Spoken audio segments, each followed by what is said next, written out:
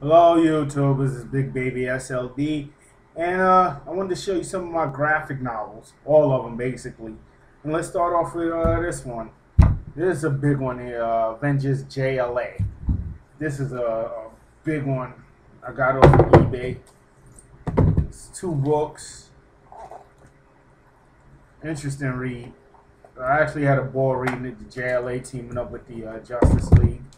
This book here is basically a making of and how they put it together, and it came in this nice casing. I'll put that back later.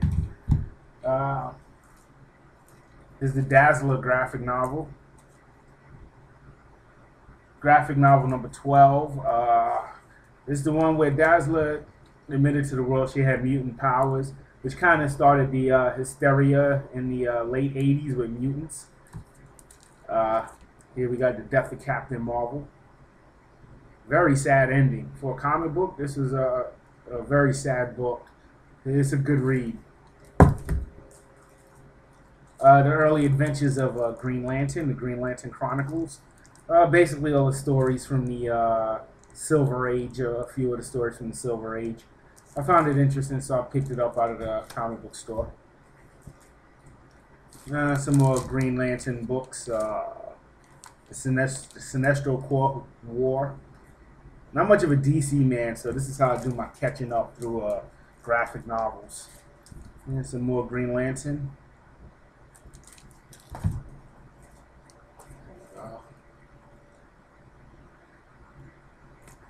I've collected Marvel all my life, so this is how I play catch up, and that's through collecting graphic novels. This is an origin retelling of Green Lantern, the Emerald Dawn series. This is actually 4 books. I don't see the other one right now. I gotta see where I put it, but it's actually a four book series. Let's see what else I got here. Some JLA books. I actually picked these up. These are fun read. Superman and the rest of the gang. I like to read these. Whenever I hit the comic shop, I don't feel like buying back issues. I'll pick some of these up. They run at about what are these? $15 a piece.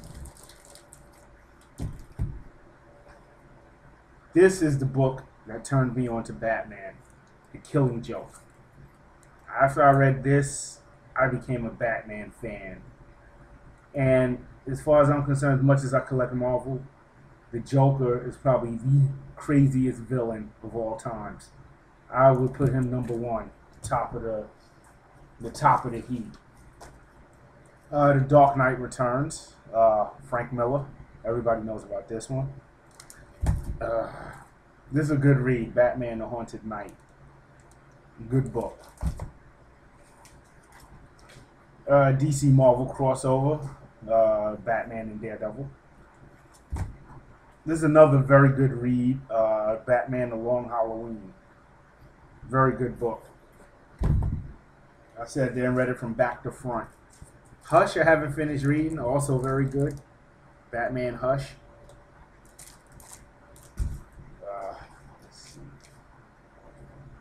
Batman, the Man Who Laughs. I love Batman's graphic novels. I think they're excellent. A couple of Justice League of America books.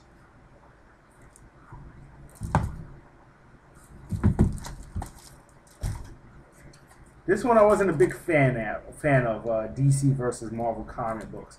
And if I'm correct, it had the fans vote in on who should win the fights.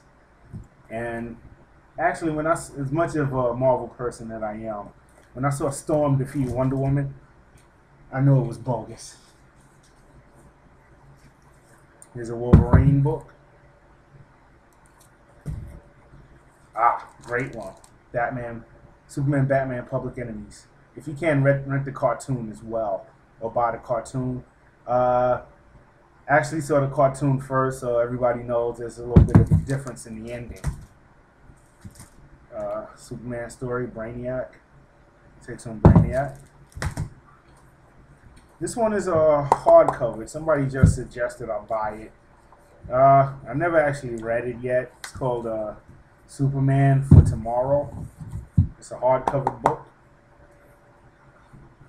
As I stated in my limited series video, that I only had one of the original Wolverines that was issue 4. So I went out and bought this, which has the whole original limited series inside. And it's great. I love it. Turned me on to Wolverine big time. Let's see. Infinite Crisis. Everybody knows about Infinite Crisis. Great read. Great. The Flash Rebirth. Also a hardcover. I guess this is when Barry Allen finally comes back. I haven't read it yet, but I will get into it later. West Coast Avengers. Flash Race Against Time. The Trial of Superman. Squadron Supreme. I don't know what came out first, this or the Watchmen, but me personally, I saw some similarities between the stories. If I'm correct, Squadron Supreme limited series came out first. I'm not sure. You can argue with me on that.